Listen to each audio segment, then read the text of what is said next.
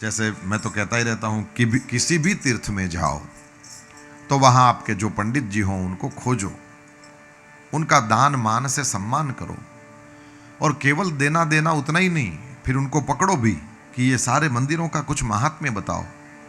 तो यहाँ ये मैंने देखा, द्वारका जी में देखा, इसलिए कह सकते हैं ये केवल लेने वाले नहीं हैं, यदि वो समझ देते हैं आपको, और जितने भी लोग हो एक साथ हो और जिस भाषा में आप समझते हो उस भाषा में समझाते हैं।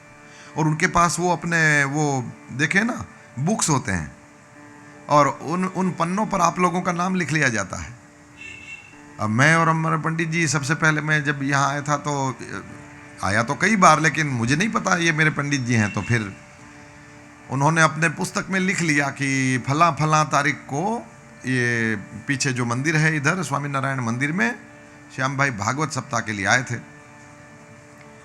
तो मेरे से 5 पीढ़ी बाद वाला भी यदि कोई आएगा तो इनके भी आगे 5 पीढ़ी, ये 2 पीढ़ी तो यहीं खड़ी है, तो इनके आगे भी 5वीं पीढ़ी होगी, और ये भी अपने इतने पुरखों से उन चीजों को संभाल के बैठे हैं। पता है सिद्धपुर पाटन में जब गुरुदेव भगवान पधारे तो वहां के ब्राह्मण लोग भी इस तरह से पोथी पत्रा रखते हैं। और नरसिंह मेहता जूनागढ़ के भक्त हुए ना, नरसिंह मेहता उधर गए और उन्होंने अपने हाथ से उधर अपना साइन किया है कि मैं यहां पर आया था। तो नरसिंह मेहता के साइन की वो फोटो वो व्हाट्सएप पे घूमती है कि देखो ये साक्षात नरसिंह के अपने हस्ताक्षर हैं। 550 साल पुरानी बात है ये। 500 साल पहले सिद्धपुर में नरसिंह मेहता गए, उन्होंने अपने हस्ताक्षर किए, वो आज भी उनके पोथी पत्रों में सुरक्षित है। उस तरह से वो यदि यहां भी आए होते तो यहां भी किसी के पास हो सकता है। तो इस तरह से ये तीर्थ पंडित जो होते हैं वो बड़ा उपकार करते हैं, समझ देते हैं, आपके पास बैठते हैं, आपके पुरखों के नाम उनके पोथी पत्रों में निकलते हैं।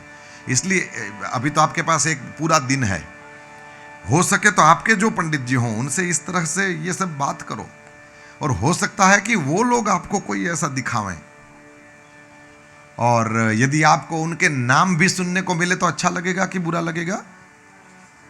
ठीक, तो समझ तो रहे, स्मार्ट लोग बैठे हैं तो, और स्वाभाविक रूप से वो आपकी परंपराओं को संभाल के बैठे हों तो उनको कुछ दान मान आदि कर। और ये केवल द्वारका की बात नहीं कर रहा हूं मैं, इसको ये केवल ये नहीं समझो कि द्वारका की बात हो रही है। मौका है तो बता दूं, फिर पता नहीं कहां दिखोगे। और इसी वातावरण में इस तरह से जो ये मौका मिला है ये थोड़ी बार बार मिलता है, इसलिए बता दूं। और YouTube में भी तो हजारों लोग सुन रहे हैं, उनको भी तो ये फायदा मिलना चाहिए।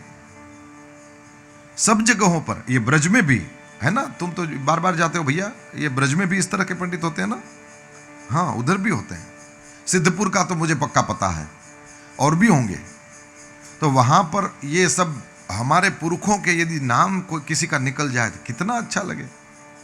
वो आम के पेड़ बनाते हैं और उसमें फिर एक एक आम लगाते हैं और फिर कहते हैं इसका बेटा ये हुआ, इसका बेटा ये हुआ, इसका बेटा ये।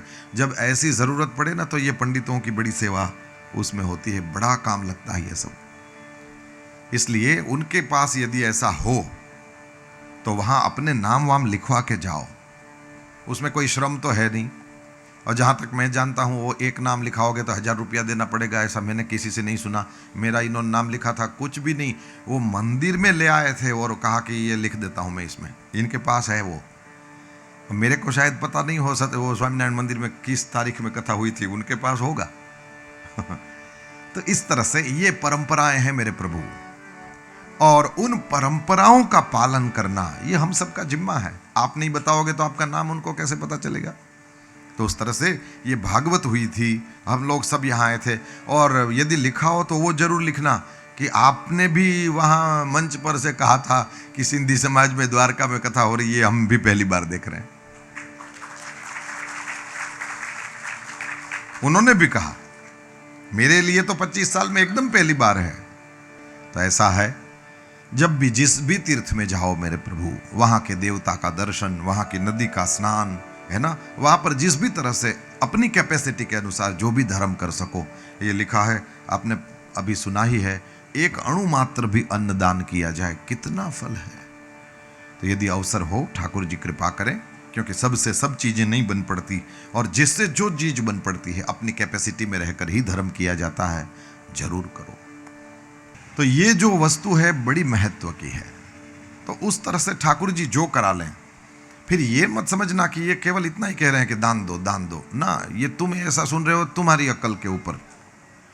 मैं तो ये कह रहा हूं, जितने जप कर सको, जितना स्नान हो सके, जितना देवालय में जाकर के कृष्ण के मुख का दर्शन हो सके, जितना रुक्मणी जी के पास जाके कुछ भी सेवा की जा सके, जो भी कर सको, जो भी कर सको, फिर एक बार जो भी कर सको वो करो।